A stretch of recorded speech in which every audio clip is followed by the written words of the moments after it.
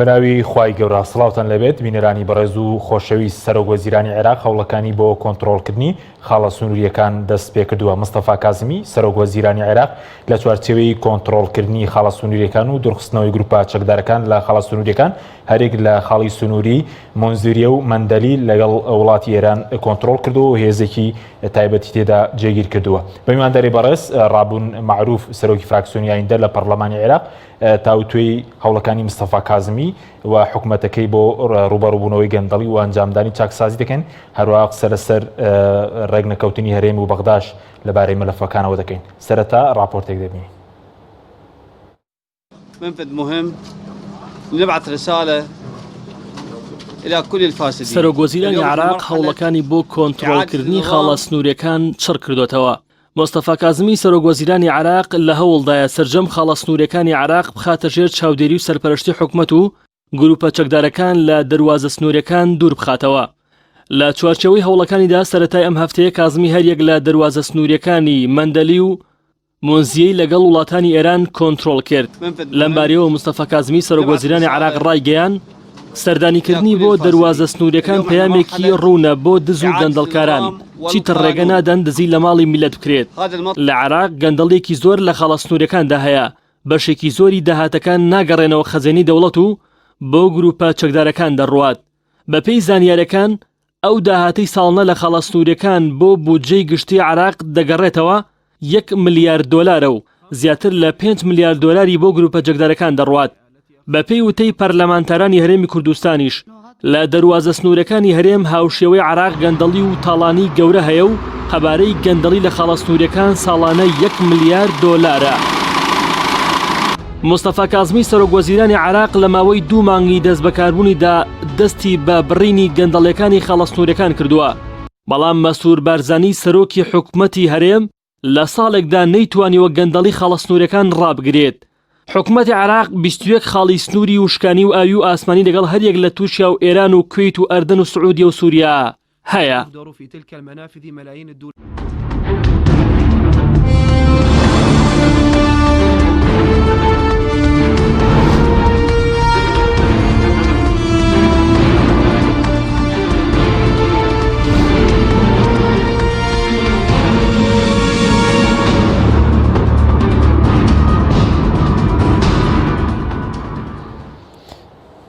جارێکتر سڵاوتان لەبێت بینەرانی بەڕێز. مامۆستا ڕابوون بەخێر بێن، سوپاس بۆ ئامادەبوونتان. ئەگەر سەرەتالەوە دەست پێ بکەین هەوڵەکەی مستەفا کازمی بۆ کۆنتڕۆڵکردنی خاڵە سنووریەکان چی بایەخێکی بۆ ئابووری عێراق و بۆ دەستپێکردنی چاکسازی ڕاستەقینێژ لە عێراق هەیە؟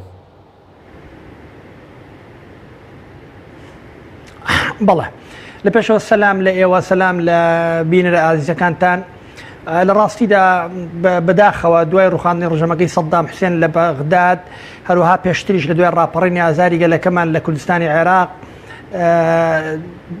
حکمی نایاسایی، حکمی میلیشیاکان لە سەرتاسەری عێراق بە کوردستانیشەوە پەرەیان سند و حکمی قانون و هەیبەتی دەوڵات هەم تەبەن بەگشتی هەم لە عێراق و هەم لە کوردستان پاشەکشەیان کرد. پرۆسی سیاسی کەوت لە عێراق و لە کوردستان کە دوایتری هیوادارم پشتیوان بەخوا باسی بکەین مەبەستمان چییە کە دەڵێن پرۆسی سیاسی کەوت، لە کەوتنی پرۆسی سیاسی بەسمان چییە؟ و میلیشیاکان و هێزە لە قانون یاخیبووەکان دەستیان بەسەر مەرفەزە جیاجیەکانی دەوڵەت و جومگە جیاجیەکانی دەوڵەت داگرت، لە ناویشانە تەبعاً بە پلەی یەکەم جومگەکانی ئابووری و دارایی. تەبعاً خۆتان دەزانن لە هەموو وڵاتێک بەتایبەتی لە عێراق کە جوغرافیایکی گرنگی هەیە، هەم لە عێراق هەم لە کوردستانی عێراق، بۆیە حیزبە میلیشیاکان لە پێشەوە لە کوردستان یعنی حیزبە میلیشیاکان یعنی پارتی و یەکێتی، و طبعا کۆمەڵە حیزبی میلیشیاییمان هەیە لە عێراقیش هەمووان لەوێ طبعا دەڵێن لە سەرتاسەری عێراق واتە لە بەسراوە تا زاخۆ، هەموو ئەم میلیشیانە بە شێوازی جیاجیا دەستیان بەسەر یەکێک لە بوارەکانی سەرچاوی دارایی لە عێراق کە دەکاتە دەروازە سنووریەکان لەگەڵ وڵاتانی تورکیا و ئێران و سووریا و لەوێشەوە دەروازەی بەحری دەستیان بەسەر داگرتووە و زۆربەی هەرە زۆری سەرچاو داهاتی ئەم دەروازانە بۆ هێزە میلیشیاییەکان هەم لە عێراق و هەم لە کوردستان دەڕوا و بەشێکی کەمی دەچێتە خەزیانەی دەوڵەت و دواتر بۆ هاوڵاتیانی عێراق بە کوردستانیشەوە. بۆیە هەنگاوێکی وەکو ئەوەی کازمی کە من هیوادارم سەرکەوتو بێت طبعاً بۆ جێڕانەوەی هەیبەتی دەوڵەت و فەرزکردنی قانون کە لە ناویاندا ئێمە باسی دەواازەکان دەکەین بەسەر دەواازەکاندا و دەرپەڕاندنی میلیشا چەکدارە یاخیە لە یاسا دەرچووەکان لە هەر شوێنێکم عێراقا لە سەرتاسەری عێراق بە کوردستانی شوو با بەشەکانی تریشی عێراقەوە هەنگاوێکە کە ئێمە پشتگیری لێ دەکەین. باشە ینی پشتگیری دەکەن ئەوە بۆ خاڵە سنووریەکانی هەرێمی کوردستانیش بکرێ دەستی حەزب دوور بکرێتەوە لەلایەن عێراق و یاخود هەر لایەنێکی یاسایی. بەتاکید بە دڵنیاییەوە بێگومان بە پلەی یەکەم ئێمە ئەگەر قەزەکە بێتە سەر بژاردە ئێمە پەرلەمانتاری کوردستانی و نوێنەراتی پارێزگاکانی هەرێمی کوردستان دەکەین لە عێراق بۆیە ئەگەر قەزەکە لە بژاردەکردن بێ ئێمە فەرزی قانون و دەسەڵاتی حکوومەت بەسەر دەسەڵاتی میلیشا و گروپە لە یاسا دەرچووەکاندا بە پلەی یەکەم لە کوردستان پشتیوانی دەکەین دواتریژە سەرتاسەری عێراق چونکە ئێمە لە نهایەتدا هەمووان بێکە وڵاتێکمان پێکەناو بێکەوە لە چوارچێوەیەک وڵاتدا دەژین بۆیە ئێمە نەک هەر پشتیوانی ئەو هەنگاوانەی بەڕێز سەرۆکوەزیران مستەفا کازمی بۆ فەرزکردنی قانون بەسەر دەواازەکان و جێڕانەوەی هەیبەتی دەوڵەت کورد و فەرزکردنی قانون بەسەر هەموو بوارەکانی ژیاندا بە تایبەتیش بەسەر دەواازەکان و سەرچاوەکانی داهاتدا لە سەرتاسەری عێراقدا نەک هەر پشتگیری دەکەین بەڵکو تەشجیعی ئاڕاستەیەک دەکەین هانی ئاڕاستەیەک دەکەین پشتیوانی ئاڕاستەیەک دەکەین کە ئەم جم و جۆڵە بۆ فەرزکردنی قانون و کۆنتڕۆڵکردنی میلیشا لە یاسا دەرچووەکان و گروپە چەکدارە یاخیەکان کوردستانی عێراقش بگرێتەوە و ئێمە بەشێکی لەو پرۆسەیەکە فەرزکردنی قانون لە چوارچەوەی دەستوری عێراقدا بە تاکید کوردستانیش بگرێتەوە. باشە بەس پێتان وایە هەوڵە مستەفا کازمی تەنها بۆ دەواازە سنووریانەیە کە لە سنووری پارێزگاکانی عێراقدان یاخود دەواازە سنووریەکانی هەرێمی کوردستان دەگرێتەوە ئەوەندەی کەوە ئاگادار بن؟ خۆی بە جۆرەی دەستوری عێراقی دەواازەکان بەشێکن واتە بە جۆرەی دەستوری عێراقی جارێ ئێمە دێ بزان هەرێمی کوردستان محافەزەیان پارێزگایەک نیوە پارێزگاکانی تری عێراق هەرێمی کوردستان کیانێکی فدراڵیدان پێنراوە بە جۆرەی دەستوری عێراقی واتە بۆ ئەوەی دەسەڵاتی قانون بۆ نمونە بەسەر سنوورەکانی ئەو بەشەی تری عێراقدا بسەپێنی جیاوازی دەکا چۆن ڕێکارەکانی فەرزکردنی قانون بەسەر دەواازەکانی هەرێمی کوردستان ئێمە وەک مەبدە لەسەر لەگەڵ فەرزکردنی قانونین بەسەر هەموو دەواازە سنووریەکان لە زاخۆوە تا دەگاتە بەسڕە بە هەموو عێراق بەڵام ئێمە لەگەڵ ئەوەین بە ڕێکاری قانونی و دەستوری ڕێکاری دەستوریش باسی ئەوەی کردو دەستور کە فڕۆکەخانەکان و دەواازە سنووریەکان لە نەوت و گازیش بۆ نمونە ئەو سەرچاوانە لەگەڵ ئەو دەواازانە چۆن ڕێک دەخرێن بە جۆرەی دەستوری عێراقی دەواازەکان بە مشتەرەک لە نێوان مقاطعاتی فدراڵی یان بە معنای خۆمانی لە نێوان هەرێمی کوردستان و حکوومەتی عێراقی بەڕێوە دەبرێن و دەبێ یاسا و قانونیان بەسەردا فەرز بکرێ گرنگی خەڵکیێمە بزان ئێستا دەواازەکانی کوردستان بەشێک نین لە چوارچێوەی قانونی و هەیبەتی حکوومەت یا دەوڵەت بە پێچەوانەوە جارێ من بۆم گرنگە زۆر بۆم گرنگە خەڵکی کوردستان بزان یەکێتی پارتی دوو حیزبی میلیشیایی و لە ڕێگەی میلیشا چەکدارەکانیانەوە دەسەڵات و هەیمەنەی حیزبیان فەرز کردووە بەسەر دەواازەکاندا و بەسەر فڕۆکەخانەکاندا و بەشێکی زۆری داهاتەکانی فڕۆکەخانەکان و دەواازەکان هەم لە ناوچەی زەرد هەم لە ناوچەی سەوز کە هەربوونی ناوچەی زەرد و ناوچەی سەوز بۆ خۆی ئاماژەیە بۆ دوو گروپی میلیشای چەکدار لە یاخی لە دەرەوەی قانون بۆیە ئێمە لەگەڵ جێڕانەوەی هەیبەتی دەوڵەت و قانون و دامودەستگاین بۆ دەواازە سنووریەکانیش طبعاً کە دەڵێن دەواازەکانی هەرێمی کوردستانیش بە تەنسیق لەگەڵ حکوومەتی عێراقی بە جۆرەی دەستوری عێراقی باشە بەس پێت وایە ئێستا حکوومەت هێرێمە وەکو حکوومەت وەکو حەزب ناڵم هیچ هایبەتێکی لەسەر خاڵە سنووریەکانی هەرێمی کوردستان نییە؟ من ئەگەر بە جدی قسە بکەین من نازانم بواری گفتوگۆکەمان هیوادارم ڕەنگە پێویست نەکە بە ئاڕاستەیە چابەرین کە بەشێک نەبێت لە بەرنامەکە ئەوەی بە ئینگلیزی پێڵە سێریەسلی سپیکینگ یعنی ئەگە بە جدی قسە بکەین من بڕۆم وایە ئێمە لە کوردستان عێراق حکوومەتمان نییە ئێمە دوو میلیشامان هەیە میلیشایەکی پارتی دموکراتی کوردستان میلیشایەکی یەکێتی نیشتیمانی کوردستان خۆتان زان باوردۆخ و سروشتی پارتی چۆنە و یەکێتی چۆنە و چێ بەسەر ئەم میلیشا چەکداراندا دەسەڵاتدارە ئەم دوو میلیشایە کە نایان پارتی و یەکێتیە لە ناوچەکانی خۆیان دوو زۆنیان دروست کردو تەبعاً بەهێزی چەکدار و حکوومەتیان کردوێتە وەجهێکی مزەیەفی درۆینە بۆ فەرزکردنی هەیمەنە و دەسەڵاتی ناقانونی میلیشا چەکدارەکان بۆیە ئەوە خۆتان زان دوای 30 ساڵ تازە باسی ئەوە دەکەن کە قانون و هەیبەتی حکوومەت کە حکوومەتەکە بە حیسابی خۆیانە بجێڕینەوە بۆ دەواازە سروورەکان و فڕۆکەخانەکان و سەرچاوەکان تریدات و نەوت و گاز و تاپان بۆی هاوڵاتیان بیزانن نە فڕۆکەخانەکان بە قانون و حکومڕانی بەڕێوە دەچن نە دەواازەکان قانون و حکومڕانی بەرەوە دەچن نە دۆسەی نەوت و گاز هەمووی ئەمانە تەوازنی میلیشیاکان لە کوردستان تەوازنی میلیشیاکانی پارتی وێچێتی ڕێکی خستووە کە چۆن بۆ نە دەواازە بۆ یەکێتی دەواازەکان لای خۆی بەڕێوە دەبا و پارتیش دەواازەکان لای خۆی بەڕێوە دەبا زۆرنەی داهاتی دەواازەکان کە لای پارتین دەگەڕێتەوە بۆ پارتی دیموکراتی کوردستان ناگەڕێتەوە بۆ حکوومەت و لە لای یەکێتیش بە هەمان شێوە فڕۆکەخانەکانیش بەڕاستی یعنی فڕۆکەخانەی حکوومەت نین من دڵنیام ئەو یعنی ئەو وزارەتێک کە پێویستە فڕۆکەخانەکان بڕێوە بەقەت من تۆ دەسەڵات هەیە لە فڕۆکەخانەکان و ئاگاشیان لێ نیە نە پارێزگارەکان ئاگاشیان لێنێ چ دەگوزارێت لە فڕۆکەخانەکان کە چۆن پارەی سپی دەکرێتەوە لەو فڕۆکەخانە وەی لە ئەو بابەتە ناقانونیانەی کە زۆرمان قسە لێکردوون کە ئێستا بەشێکنی لە بەرنامەکەمان باشە بەڵێ ئێمە بە تاکید لەگەڵ فەرزی دەسەڵاتی قانون و حکوومەت بەمانای قانون نەک بەمانای ناقانونی وەزێکی مزەیف بەمانای قانون فەرزکردنی قانونین بەسەر هەموو جومگەیەکی حیات و ژیان هەم لە عێراق هەم لە هەرێمی کوردستان لە ناوی شانەکە باسەکانمان لە دەواازەکان و سەرچاوەکانی داهاتە کە زۆر گرنگە بەڵێ ئێمە لەگەڵ فەرزکردنی قانونین بەسەر هەموو دەواازەکانی هەرێمی کوردستان طبعاً هەمووان لەگەڵ پەیوەند بە عێراقەوە بە جۆرەی دەستور لە هەرێمی کوردستانیش بە جۆرەی یاساکان بەڵام پارتی و یەکێتی تا ڕادێکی زۆر دوو هێزی لە یاسا و لە قانون یاخین و دوو هێزی لاسارن بۆیە ئێمە لەگەڵ ئەوەی ڕێکاری جیاجیا بدۆزینەوەی کە یاسا بەسەر پارتیوێکیدا فەرز بکرێ و گومرگەکان و دەواازە سنوورەکانیان لە دەست دەرپێندرێ باشە دەتوانرێت لە هەرێم هەوڵێکەوێ بۆ دەرهێنانی دەواازە سنووریەکان لە دەستی حەزب خاڵە سنووریەکان بە بۆ چوونی بەڕێز دەگەر هەبێت لەکوێوە دەبێت بدرێت دەزانی مادام دوای 30 ساڵ تازە باسی جێڕانەوەی قانون دەکەین بۆ دەروا فەرزی قانون دەکەین بەسەر دەواازە سنووریەکاندا و ئەوەی لە 30 ساڵ ڕابردووە دەسەڵاتی بەهێزی چەکدار فەرز کردو لە هەرێمی کوردستان پارتی وێچێتین ئێستاش هەر پارتی وێچێتی دەسەڵاتدارن کەواتە نابێ خەڵک متەوەهیم و خۆشخەیاڵ و چاوەڕوانی وابێ پارتی وێچێتی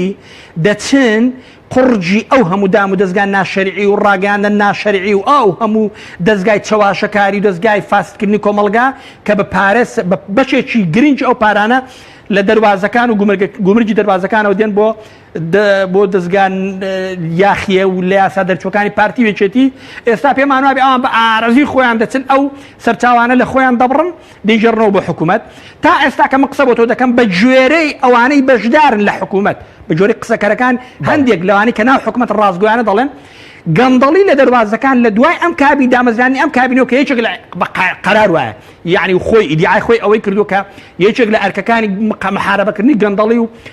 کۆنتڕۆڵکردنی سنوورەکان و گروپە چەکدار لە یاسا دەرچوەکانە بە جۆری خۆیان گەندەڵی لە دۆسیەی گومرگەکان و دەواازەکان زیادی کردووە تەمان من زانیاریم هەیە بۆ زانیاریتان بەڵام بۆ نمونە دەڵێن بە جۆری خۆشیان زیادی کردووە تا ئێستا ئەوی پێی دەڵێن چاکسازیکەم بڕام نییە چێتی پارتی هەم بڕام بە چاکسازی لەم سیاقە سیاسی و سیستەمە سیاسی هەرێمی کوردستان نەماوە هەم پێم وایە یەکێتی پارتی و ئەوانەی یەکێتی پارتی بەڕێوە دەبنەوە گروپە بچکۆلەکە چکە یەکێتی پارتی سەدان هەزار ئەندامی بەڕێز و دڵسۆز و نیشتیمان پەروەریان هەیە کام باردۆخەوە من تۆ پێیان ناخۆشە ئەوایە بەڵام سیاقی خۆڵکاوە کە دەسەڵاتیان نیە بەس ئەو گروپە و ئەو بنەماڵ دەسەڵاتدار و بنەماڵە سیاسیانەی کە دەستیان گرتووە بەسەر پارتی وێچێتیدا خۆیان هۆکاری ئەم باردۆخەن بە تاکید ئەوانە خۆیان دەست نابن بۆ چاکسازی بەڵام ئەرچی ئێمەیە کە سیاقی جیاجیا و پەیوەندی جیاجیا میکانیزمی جیاجیا بدۆزینەوە کە پارتی وێچێتی و ئەو گروپە لە یاخی و لاسار و لە قانون دەرچوانی ناو پارتی وێچێتی کە ڕازی نین ئەو سەرچاوە داهاتە ناشەرعیانەی خۆیان ببڕن و بیجێڕنەوە بۆ حکوومەتێکیش قەرار وایە خۆیان بەڕێوەی بەرن و ئیداری دەکەن دەبێ ئەم میکانیزمە جیاجیانە بگرین بۆ یەکێتی و پارتیش وەکو چۆن ئێستا مستەفا کاظمی لە بەغداد هەنگاوی بۆ هەڵدەگرێت کۆنتڕۆڵ بکرێن و ناچار بکرێن ملی بدەن بە دەسەڵاتی قانون و حکوومەت باشە سەبارەت بەوەی کەوتت پرۆسەی سیاسی کەوتووە هەم لە عێراق هەم لە هەرێم مەبەستت لەوە چییە چۆن پرۆسەی سیاسی کەوتووە بەڵێ لە هەرێمش لە کوردستان من پێم وایە لە بەغدادیش لە هەرێمی کوردستان لە هەولێر وەک ڕەمزی پایتەخت لە کوردستانی عێراق و بەغداد وەک ڕەمزی پایتەختی عێراق پرۆسەی سیاسی کەوتووە کە من دەڵێم پرۆسەی سیاسی کەوتووە بەسمان چییە پرۆسەیەکی سیاسی هەبوو هەم لە بەغداد لە دوای ڕوخانی سەدام حوسێنەوە لێرەش لە پێش ڕوخانی ڕژێمەکەی سەدام حوسێنەوە بۆ نمونە لەم پرۆسەیەدا دوو پەرلەمانی خستوتەوە پەرلەمانێکمان هەیە کە تەمای ئێستا کراوە بە کارتۆن بەداخەوە کە پەرلەمان زۆر گرنگە ئەگەر لێی گەڕی پەرلەمانێکی ڕاستەقینەوە بەهێز بێت بەدەوەی لە کوردستان هەم کراوە بە کارتۆن کە ئێمە دژی بە کارتۆنکردنی پەرلەمانی کوردستانی بەس ئێستا کراوە بە کارتۆن بە تایبەتیش بە دەستپێشکەری ڕۆڵی پارتی بە پلەی دوێمیژێتی کە پشتگیری ئەو هەنگاوە سیاسی و نادیموکراتیانی پارتی دەکات لە هەولێر بەردەوام کە دەڵێن پرۆسی سیاسی کەوتوواتە هەم پەرلەمان لە بەغداد هەم پەرلەمان لە هەولێر ڕۆڵێکی کاری بە تایبەتی لەم حاڵتە لە کوردستان ئەو ڕۆڵە ناجێڕێ کە پەرلەمان دەبێ بیژەڕێ بۆ نمونە پەرلەمان سێ ئیشێ گرنگترینیشان تەشریعەواتە یاسا دەردەکات و دوایش چاودێری جێبەجێکردنی یاساکان دەکات لە کوردستان حکوومەت مجاملەی پەرلەمان دەکا و دڵێ داتەوە و هەرەوەتە تۆزی شماپیان بڕخەمتان نەبێ سزمتان ناکەین یعنی پەرلەمان ئەوەندە ڕسوا و ڕەزیل کراوە لە کوردستانی عێراق ئێستا کەسانی سنجین و ئەوانەی ڕێز لە خۆیان دەگرن پێیان عیبە ببسنە ئەو پەرلەمانە ببن بە ئەندام لەو پەرلەمانە کە من خۆم لە خولی پێشودا لێرە بووم دەزانم چۆن بە پلان پارتی بە پلەی یەکەم و یەکێتیش وەک شەریکی پارتی ئیش دەکەن کە ئەو پەرلەمانە ڕسووک و ڕسوا و ڕەزیل بکرێ کە ئێستا سووک و ڕسوا و ڕەزیل کراوە بە کارتۆن باڵەخانێک کە کارتۆنە هیچ کەسێک ڕێزی لێ ناگرێ تەنانەت مۆزەفەکانی ناو پەرلەمانیش ڕێز لەو پەرلەمان ناگرن چونکە لە پەرلەمان بوون خراوە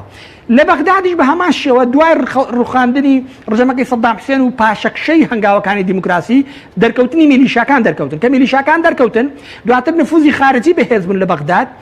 کەواتە یعنی چی یعنی لەباتی ئەوەی پەرلەمان یاسا فەرز بکە و ئاڕاستی سیاسی و پرۆسی سیاسی بەڕێوەبەرێ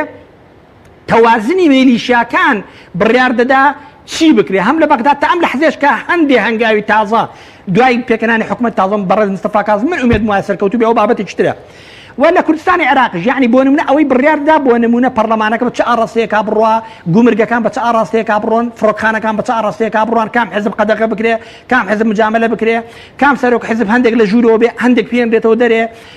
هەموو ئەوەی بە دوای دادێ توازنی قوای نێوان میلیشاکانی پارتی دیموکراتی کوردستان و میلیشاکانی یەکێتی نیشتیمانی کوردستان ئەوە فەرز دەکات نە قووەتی قانون لە پەرلەمانی کوردستان خۆتان دەزان ئێمە تەنها لە خولی پێشوودا بیستمان چەند هەنگاوێک هەڵبگرین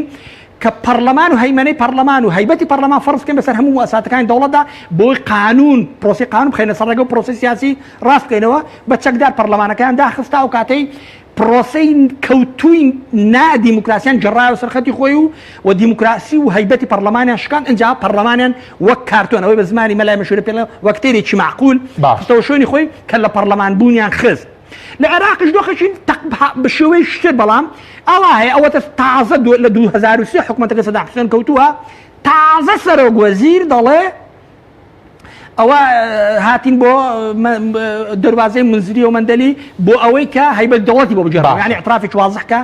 دەواازەکان لە عێراق هێزی میلیشا بەڕێوەی دەبا کە سەرچاوی دووەمی داهاتە لە هەموو عێراقدا لە دوای سەرچاوی داهاتی نەوت لە عێراق یعنی چی یعنی پرۆسەی سیاسی و ئاڕاستەی سیاسی توازنی میلیشاکان بەڕێوەی دەبا نەک قانون و ئەنجا بە دواشیدا دەستگای دادوەری کراوە بە کارتۆن وزارەتەکان کراون بە کارتۆن هەموو ئەوانەی پێیان دەڵێن داموزگەکانی دەوڵەت و حکوومەت هەر هەمووی کراون بە کارتۆن هیچیان ئەو ڕۆڵە ناجێڕن کە دەبێ بیژێڕن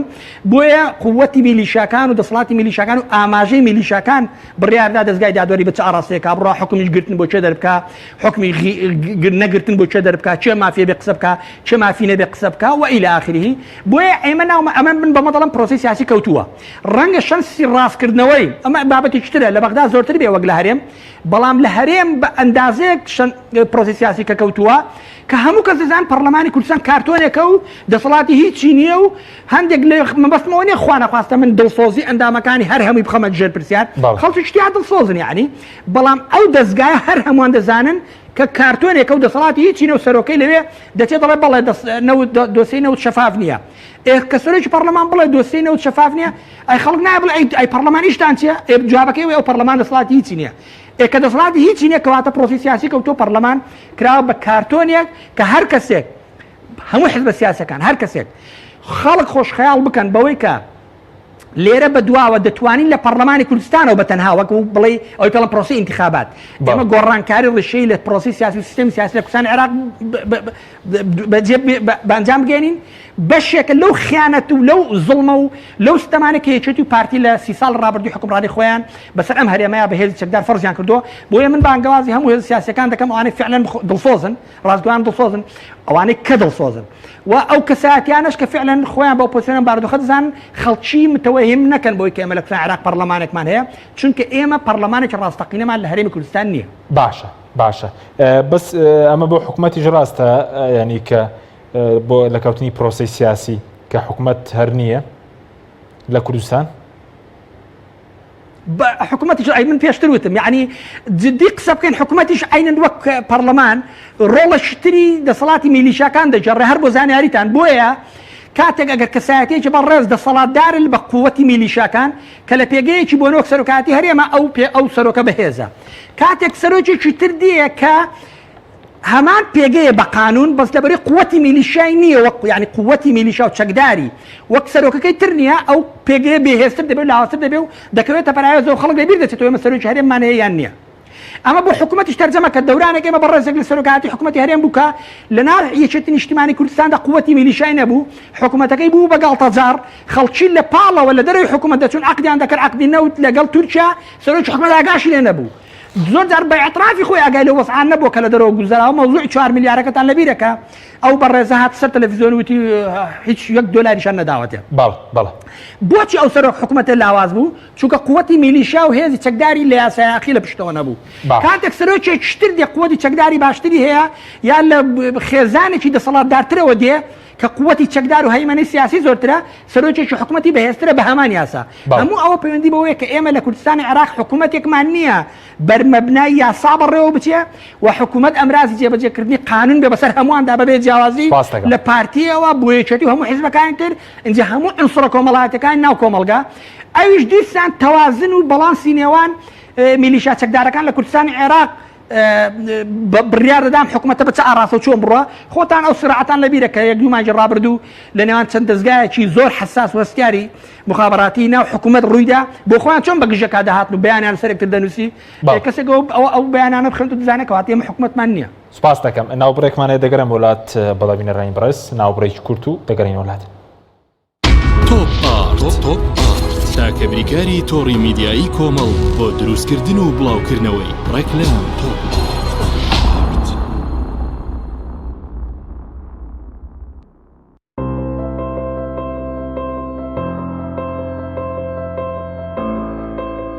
چونکە شیر لە ژیانی هەموماندا گرنگی خۆی هەیە، من باشترین شیرم بۆ خێزانەکەم هەڵبژاردووە. هەموو کات شیری ئاڵتونسا بە منداڵەکانم دەدەم بۆ ئەوەی مێشتێکی چالاک و داهێنەرانەی هەبێت. من بە شیری ئاڵتونسا کێک و شیرینی دروست دەکەم. شیری ئاڵتونسا ڕۆڵێکی گرنگی لە خێزانی ئێمەدا هەیە. 100% سروشتی تامێکی نایە.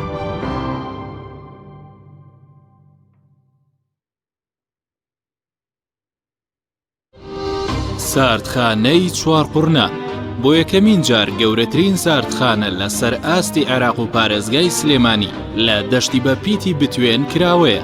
ئەم ساردخانەیە سەرمایەیەکی باشە بۆ هەموو جوتیار و خاوەن کێڵگەکان کە چیتر بەرهەمەکانیان هەرزان فرۆش نەکەن سوود لەم ساردخانەیە وەربگرن. لە ساردخانەکەمان توانای پاراستنی 1400 تەن بەرووبوومی جیاوازی هەیە کە سەرجەم بەرهەمە کشت و کاڵیەکان لەگەڵ هەموو جۆرە بەرووبوومێکی شیرەمەنی و بەشی تایبەت بە پاراستنی گۆشت و ماسی و مریشک کراوەتەوە و دەتوانن بەکاری بهێنن. ساردخانەکەمان جگە لە بوونی کارەبای 24 کاتژمێری گرنتی پاراستنی سەرجەم بەرهەمەکانی لە ئاستۆدایە. هەمیشە داشکاندنی بەرچاو دەکات بۆ سەرجەم جوتیار و خاوەن کێڵگا پەلەوەریەکان. ساردخانەکەمان بە سەرپەرشتی مامۆستا عەبدوڵڵا و سلێمان شاخەوان. ناونیشان چوارقورنە نزیک پێشانگاکانی فرۆشتنی ئۆتۆمبیل. ساردخانەی چوارقورنە. برنجێک بخۆن کە دڵنیابن لەسەر چاوەکەی، چونکە تەندروستیتان لە هەموو شتێک گرنگترە. برنجی سروشتی شیمال باشترین جۆری برنج لە تەواوی دنیا، ئەویش بەهۆی ئەوەی لە خاکێکی بەپیت و جەوێکی شێدار و باراناوی شیمالی ئێراندا دەڕوێت. برنجێکی سروشتیە و هیچ مادەیەکی کیمیایی و حافزەی تێکەڵ نییە و هیچ زیانێکی بۆ سەلامەتی و تەندروستی و قەڵەوی نییە. بگرە زۆریش بەسوودە. پێکاتەوە ڤیتامینەکانی برنجی سروشتی شیمال، پرۆتین، ئاو، ڤیتامین ئی، کالیسیۆم، ئاسن، مەگنیسیۆم، مەنگەنیز، پۆتاسیۆم، ڤیتامین B1 B2 B3 B5 B6 واتە ئەم برنجی کارگەکان نییە خاڵی بێت لە ڤیتامین بەڵکو و چڵتوکە و خۆمان کڕی دەکەین شێوازی لێنانی لەگەڵدایە بۆ دەستکەوتنی برنجی سروشتی شیمال پەیوەندی بکەن بە 1970 353 27 27 هەر کات تاقیتان کردەوە خۆتان بڵاوی دەکەنەوە.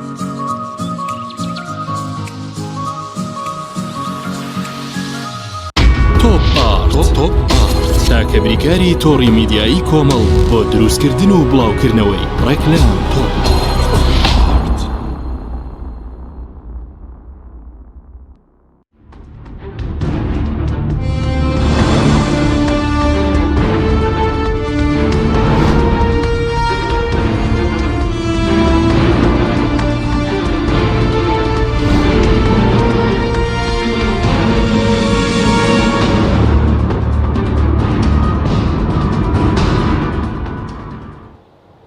جارێکتر سڵاوتان لەبێت بینێرانی بەڕێز مامۆستا ڕابوون سەبارەت بە هەوڵێکی تری مستەفا کازمی کە بانگەشەی بۆ دەکات مەسەلەی گێڕانەوەی چەکە بۆ دەستی دەوڵەت پێ دوایە چەندە پێویستمان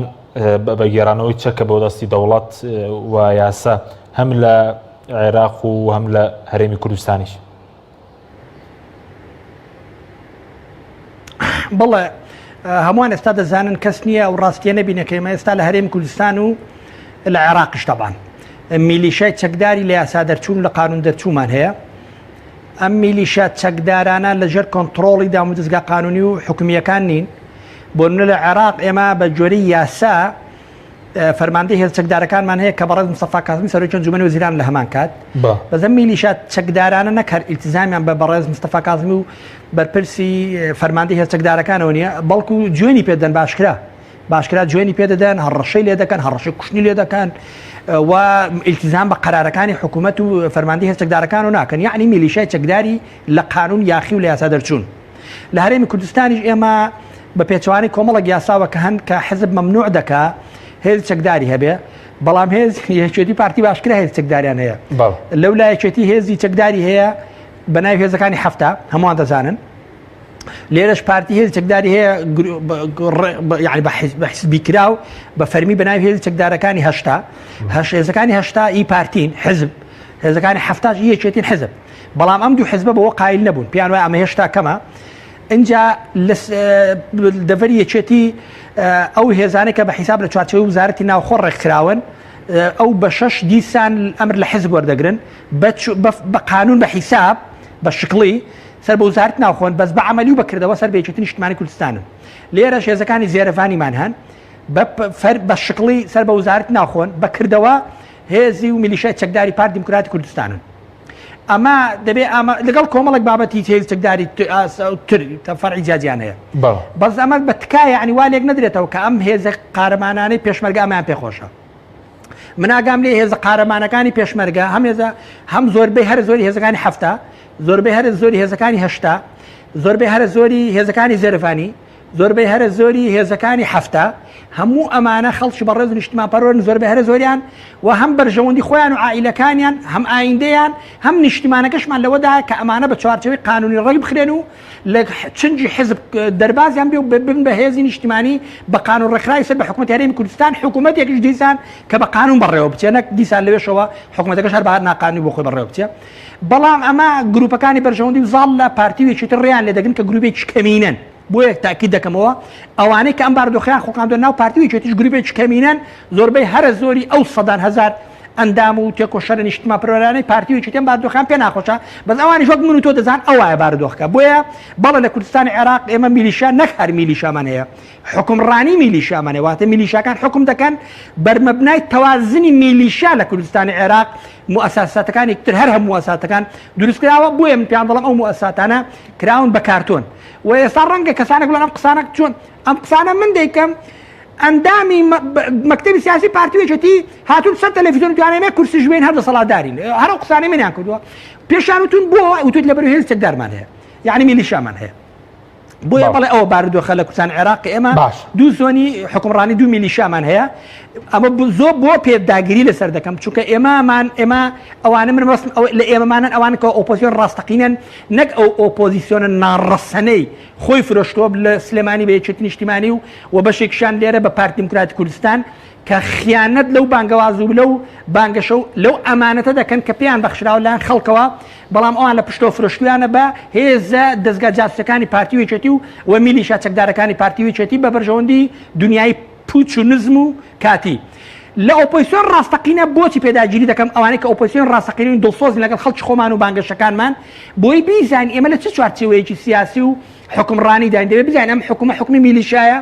و قانون لە کوردستانی عێراق ئیش ناکە قانون هەر ئەوەندە ئیش دەکا کە دەست نابە ناگاتە بەرژەوەندی گروپەکانی بەرژەوەندی و دەسەڵات لە کوردستانی عێراق نەوەی ئەوەی کە پێڵن قانونی مەدەنی ئەو بابەتانە بەڵام کە دەگاتە ئەوێ ئیتر میلیشا حکومەکە بۆیە یعنی ئەو قووە ئەو هێزە میلیشا لە یەک قانون دەرچوانە بۆ خۆیان هەڕەشەل دەکەن زۆرجار بۆ خۆیان دەڵێن من ناڵم من ئەم بانگەشەی من نەقڵی بکەم ئەوە من نیم دەڵم ئەوانە ڕۆژنامە نووس دەکوژن و خەڵک دەکوژن بۆ خۆیان بە یەکتر دەڵێن زۆر جار ناو حیزبەکەش بە یەکتر دەڵێن فڵان کەس ڕۆژنامە نووس کوژە فڵان کەس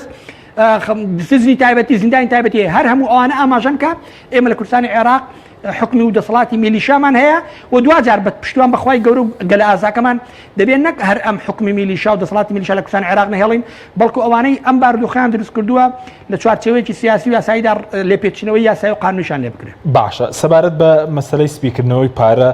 لەم ڕۆژانەدا یەکێتی ئەوروپا عێراقی خستۆتە لیستی وڵاتە پڕ مەترسیەکان بۆ سپیکردنەوەی پارە و وەزیری دەرەوەی عێراقیش فاتحسین داوایەکی لە یەکێتی ئەوروپا کردبوو بۆی پێداچوونەوە بۆ بڕیارە بکات چونکە بەوتەی خۆیان ئاستەنگ بۆ عێراق دروست دەکات لە ڕووی ئابووریەوە چەندە عێراق وڵاتێکی مەترسیدارە لەم ڕۆوەوە لە پەرلەمانی چاوڵێکی شە بۆ لێپرسین و لەوانەی کە پارە سپی دەکەنەوە لە کوردستان و بڵین لە عێراقیش عێراق و کوردستان مۆڵگەی گەندەڵی و پارەسپیکردنەوەن هیوادارم هیچ کەسێکی بەوجدان نمێنێت کە گومانی هەبێ لە عێراق بە هەرێمی کوردستان شەو پێکەوە 100 ملیار دۆلار هەندێک ئاماژەهان کە نزیکەی 400 ملیار دۆلار لە دوای کەوتنی سەدام حوسێنەوە لە عێراق بە هەرێمی کوردستانەوە براوەتە دەرەوە بە ناشەرعی تهریب کراوە ئەوەی کە بە پرۆسەی سپیکردنەوەی پارەدا ڕۆیشتووە بەشی شەر سپیک نەکراوەوە بە قاچاق لە شوێنی جاجە حشارێنداوە ئەمە بابەتێک کە ئێستا کەس نەماوە حاشای لێ بکە بەڵام چارەسەرەکە چییە؟ من جارێ لە پێشەوە ئومێدم وایە هیچ کەسێک جارە پەرلەمانی کوردستان کارتۆنە ئەوە وازی لێبێنە ئەوە کارتۆنێکی گەورەیە بۆتە بەڵا بەسەر ئەم میلەتەوە بە زۆرم بۆ مهمە خەڵک بزان لیدی سیاسی من پەرلەمان گرنگە بەڵام ئەم پەرلەمانە نادەبێت پەرلەمانێک دروستکەین ڕۆڵی ڕاستەقینەی خۆی بژەڕێ بۆ منە کاتێک دەڵێن خەڵکانێک هەن پارەی ئەم وڵاتیان بردۆ دەرەوە بەڵام موچە نادەن بە فەرمانبەران دەبێت پەلیان بگرین ببین بۆ محکەمە و هەم زیندانی بکرێن هەم سزا بدرێن هەموو پارانش کە بە ناشەرعی زیوان و بردویان دەرەوە بیجەڕنەوە بە وڵاتەکەی خۆمان کە من دڵنیام پشتوان بەخوای گەورە ڕۆژەکەمە دەکەین بەڵام ئەوە لە عێراقیش وایە لە هەمان کاتە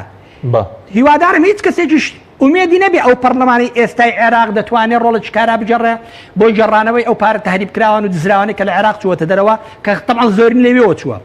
یعنی بۆ نەگریم ئەگەر لە هەرێمی کوردستان 20 میلیارد دلار چوو بێ لەوێ 100 میلیارد چوو ئەگەر لە هەرێمی کوردستان 40 میلیارد چوو بێ لەوێ 200 میلیارد چوو لەوێ زۆرتر چووە پارە تهریب کراوە لەبەرەوەی پارە زۆرتر بۆ لەوێ و ئەو دوای ئەو بارودۆخی کە لە دوای کەوتنی سەدام حوسێن بەغداد و باقیتری عێراق گرتەوە دەرفەتی زۆرتر ڕەخسان بۆ گەندەڵەکان و هێزە یاخی و لە یاسا دەرچووەکان کە پارە و سەرۆت سامانە وڵاتە بەرن لە شوێنی جاجیا لە دەروی عێراق و بەتایبەتی لە خۆرئاوا بیشارنەوە بۆچی ئومێدمان نەبێ بەم پەرلەمانە چونکە لە بنەڕەتە ئەو پەرلەمانی ئێستاش ڕنگدانە و تەوازنی ئەو هێزانەیە کە ئەوان پارەکانیان بردووە پەرلەمانی کوردستان ئێستا ئێوە دەزان زۆرینەی پەرلەمانی کوردستان گزارش دەکات لەو هێزانەی کە ئەم بارودۆخیان بەسەر هەرێمی کوردستاندا سەپاندووە بۆیە زۆر غەڵەتین و زۆر بە هەڵەدا چون کەسانێک و جۆرێکە لە ساویلکە هیچ ئێمە چاومان لەوەی پەرلەمانی کوردستان ئەم پەرلەمانە کارتۆنە ئێمە هێز سیاسەکان ناچار بکە ئەو ئیجراعاتانە بگرنە بەر کە و پارانی جزیوانە بیژەڕنەوە هیچ کەسێک چاوی لەوە نەبێ ئەم پەرلەمانە $1 بۆ هەرێمی کوردستان بجەڕێتەوە من بۆ خۆم ئومێدم تەنان بە پەرلەمانی عێراقیش نیە پەرلەمان مؤسسەکە بەڵام ئەو سیاقەی دروست بووە ئەو تەوازنەی لە عێراق خۆتان زان عێراق دەوڵەتە کۆمەڵێک بەرژەوەندی جاجیات یا تەوازنی دروست کردووە خۆرئاوا ئەمریکا وڵاتانی دراوسێ اینجا هێز وەک ئەوێ نییە هێزێک دەسەڵاتی بە تەواتی فەرز کرد بەسەر بەغدادا بۆ نمونە تەوازنی هێزە میلیشیا و هێزە جیاجەکانی تدایە ئەو تەوازنە حکوومەتێکی دروست کردووە کە من پێم وایە سەرۆکی حکوومەتەکە بە شێک لێ لەو تەهریبی سەرۆت سامانی لە عێراق دزرا و پیاوێکی باشە نێتی باشە وەک خۆی وەکو ئەو پیاوەک خۆی هیوادارم بتوانێت ئەو ئاراستانە ئەم تەوازنە ئەو ئاراسیە دروستکە کە بتوان ئەو پارانەی لە عێراق باش تهریب کرا و دزراوە بیجەڕنەوە بۆ عێراق بەڵام ئێمە هێشتا لەو مەرحەلە نین بۆ زانیاریتان ئێمە هێشتا زۆر دوورین جارێ حکوومەتی عێراق لە بەردەم تاقیکردنەوەیکی گەورەدا ئەسڵەن دەتوانێت دەسەڵاتی دەوڵەت بەسەر دەواازە سنووریەکان و سەرچاوەکانی دەهات لە بەغدا و باقی پارێزگاکاندا فەرز بکە یان نا هێشتا ئێمە لەوێن ئەسڵان حکوومەت دەتوانێت ئەگەر مقاولێک ڕێگەیەکی کرد بە مقاولات بچێ ئاوەدانی بکاتەوە گروپەکانی میلیشان نەچن لێ تێکدەنێتن و پارەکەی لێ نەبن حکوومەت دەتوانێت بیان پارێزە جارێ حکوومەت لەوێ لە بەغدا و لە باقی پارێزگاکانی عێراق کەی بەوە لەوەدا ئەوە سەرکەوتە پرۆسەیە دەتوانێت ئەوسا مناقەشی جێڕانەوەی پارەکانی دزراوەکانی عێراقش بکەین لە دەرەوەی عێراق بەڵام لەم مەرحەلە و لەم تەوازنە ئێستا لە پەرلەمانی عێراق هیچ کەسێک چاوی لەوە نەبێ چونکە بەشێکی زۆری فراکسیۆنەکانی عێراق ئێستا خۆیان دیفاع لەو میلیشیا و لەو کەسایەتیانە دەکەن کە هۆکاری سەرەکی بوون لە دزین و تهریبکردنی پارەی عێراق بۆ دەرەوە و بۆ بانقە نێودەوڵەتیەکە باشە سەبارەت بە ڕێکەوتن لەگەڵ بەغدا ڕێکەوتنی هەرێم و بەغداد ساڵێکە و کابینێ پێکاتوە هەر دەڵێن لەگەڵ بەغداد ڕێک دەکەون قوڵایی استراتیژیان بەغدادا بەڵام بۆ دوای ساڵێک ئێمە هیچ ڕێکەوتنێک نابینی لەسەر دۆسەی نەوت و موچە بەڵێ جارێ زۆر بەلامەوە گرنگە خەڵک بزان ئاڕاستی سیاسی ئێمە پشتیوانی لە ڕێککەوتن دەکەین واتە ئێمە لەگەڵ ئەوەین کە بەغداد لەگەڵ هەولێر بگەن بە ڕێککەوتنێکی فراوان شامل و شەفاف و ئەم ڕێککەوتنە بە جۆرەی دەستوری عێراقی بێت ئێمە لەگەڵ گەیشتنین بە ڕێککەوتن لە نێوان حکوومەتی هەرێمی کوردستان و حکوومەتی ئیتحادی یان با بڵێن ڕێککەوتن لە نێوان هەولێر و بەغداد لەسەر بنەمای دەستوری عێراقی ئێمە پێمان وایە بە درێژایی ساڵانی ڕابردوو هەم شکاندنی بەندەکانی دەستور لە پەیوەند بە مافەکانی هەرێمی کوردستان لە بەغداوە کراوە هەم شکاندنی بەندەکانی دەستور لە پەیوەند بە مافەکانی حکوومەتی ئیتحادی لە هەرێمی کوردستان کراوە دەبێت هەردووشان ڕاست بکرێتەوە بە جۆرەی دەستوری عێراقی لە ئێستادا چەند هەوڵێکن لە هەردوو لاوە بۆ ئەوەی بگەن بە ڕێککەوتن ئێمە پشتیوانی لە ڕێککەوتن دەکەین بەڵام ئەو بەشێک کە پێوەندی بە هەرێمی کوردستانەوە هەیە ئێمە پێمان وایە حکوومەتی هەرێمی کوردستان ڕاستگۆنیە لەگەڵ گەیشتن بە ڕێککەوتنێکی سەر تاپاگیر و فراوان لەگەڵ حکوومەتی ئیتحادی بەرمەبنای دەستور لەبەر چیش حەماس و ئەوەیە پێشوازیەکی گەرمیان نییە بۆ گەشتن بە ڕێککەوتن لەگەڵ حکوومەتی ئیتحادی چکە بێنە بەرچاوە ئەگەر ڕێککەوتنێک بکەن لەگەڵ حکوومەتی ئیتحادی لێبێت دەواازەکان بە هاوبەشی لەگەڵ حکوومەتی ئیتحادی بەڕێوە ببرێن ئەو سا ڕێگەی دزی و گەندەڵی لە دەواازە سنووریەکان کەم دەکاتەوە دەبێت فڕۆکەخانەکان بە هاوبەشی لە نێوان حکوومەتی ئیتحادی و حکوومەتی هەرێم بەڕێوە ببرێن ئەو سا ڕێگەی ڕفاندنی پارە و ئەو هەموو ئیجراعات و ڕێکارە نایەسانی کە لە فڕۆکەخانەکانەوە دەکرێن ئەو دەرفەت بۆ ئەوە کەم دەبێتەوە و ئەو پارەی کە لە حکوومەتی ئیتحادیشەوە جابر مناسب بابەتی داهاتەکانی نەوت طبعا بەشی شێری گەندەڵی لە پەیوەند لە دۆسیە نەوت و گازە بە تایبەتی لە ئێستادا نەوت ئەوەش دیسان کە دەبێت بە شەراکەت لەگەڵ حکوومەتی ئیتحادی بەڕێوە ببرێت و داهاتەکەی شەفاف بێ لە بەردەمی ڕاگشتی عێراقی و حکوومەتی ئیتحادی ئەوەش بواری گەندەڵێکی گەورە دێنێتە خوارەوە ئەمە وا دەکات کە یەکێتی و پارتی بە تایبەتی لەم دۆسیانە پارتی بەرپرسا چونکە پارەیەکی زۆر کە ئێستا بە ناشەرعی دەڕژێتە جیرفانە ناقانونی و ناشەرعیەکانی پارتیەوە ئەو پارەیە کەم دەبێتەوە بۆیە حەماسیان نییە بۆ ڕێککەوتن لەگەڵ حکوومەتی ئیتحادی کە ئێمە پێمان وایە ئەوەی کە جێگەی تەئەسوف و ئازارە گەلەکەمان بەگشتی باجی ئەم ڕێک نەکەوتنە دەدا بە تایبەتیش موچەخۆران ئەوە دەبینن ئێستا ئەوە بابەتی دابشکردنی موچە بە 2 مانگ جارێک وردەوە دەنجا بۆ 3 مانگ جارێک لای خەڵکیان ئاسایی کردوێتەوە هەموو ئیسلاحات و چاکسازیەکەشیان هاتن کورت کردەوە لە بڕینی قوتی هاوڵاتیان و موچەخۆرانی هەرێمی کوردستان و کەمکردنەوەی موچەکەیان و جگە لەوەی کە کەمیشیان کردێتەوە ئەنجا بە 2 مانگ و 3 مانگ جارێکش دابەشی دەکەن بەڵام لە هەمان کاتدا گیرفانی حزب و دام و دەستگان ناشەرعی و چاواشەکاریەکانی حزب و ڕاگەیاندنەکانی حزب و مەقەڕاتەکانی حزب و میلیشیا چەکدارەکانی حزب هەموو ئەوانە سەرچاو داهاتەکانەوە خۆی ماوە دەستگا ڕاگەاندنەکانیان وەک پێشە بەردەوامە لە چاواشەکردنی ڕایگشتی و داهات و پارەکەیان بەردەوامە هەر هەموو ئەو سەرچاوانە لە ڕێگەی ناشەرعیەوە دێن بۆ پارتی وێچێتی بەڵام بە ئینساف بین بە تایبەتی بۆ پارتی چونکە بەشی شێری گەندەڵی لە دۆسەی نەوت و گومرگەکان بەرپارتی دیموکراتی کوردستان دەکەوێت و بە جۆرەی ئەو ڕاگەیانە فەرمیانەش کە دراون هۆکاری یەکەمی ڕێگنەکەوتن لەگەڵ حکوومەتی اتحادی پارتی دیموکراتی کوردستانە. باشە دو پرسیارم سەبارەت بە چۆن موچەی فەرمانبەران چارەسەر بکرێ و سەبارەت بە چاکسازیشی ئومێدێکت بۆ چاکسازی هەیە ساڵێک بەسەر تەمەنی کابینی نوێدا تێپەڕێ بە کورتی بێ سپاس دەکەم. سەبارەت بە موچەی فەرمانبەران ئێمە لەگەڵ ئەوەی کە لە ڕێگەی ڕێککەوتنێکی شامل و شەفاف لەگەڵ حکوومەتی اتحادی لەسەر دۆسیەی نەوت و گاز و داهاتەکانی نەوت و ئیداری نەوت مەلەفی نەوت لە ژێر ڕۆشنایی بەندەکانی دەستور هەروەها گومرگ و فڕۆکخانەکان هەروەها داهاتینەوە خۆ هەر چوار ئەو مەلەفە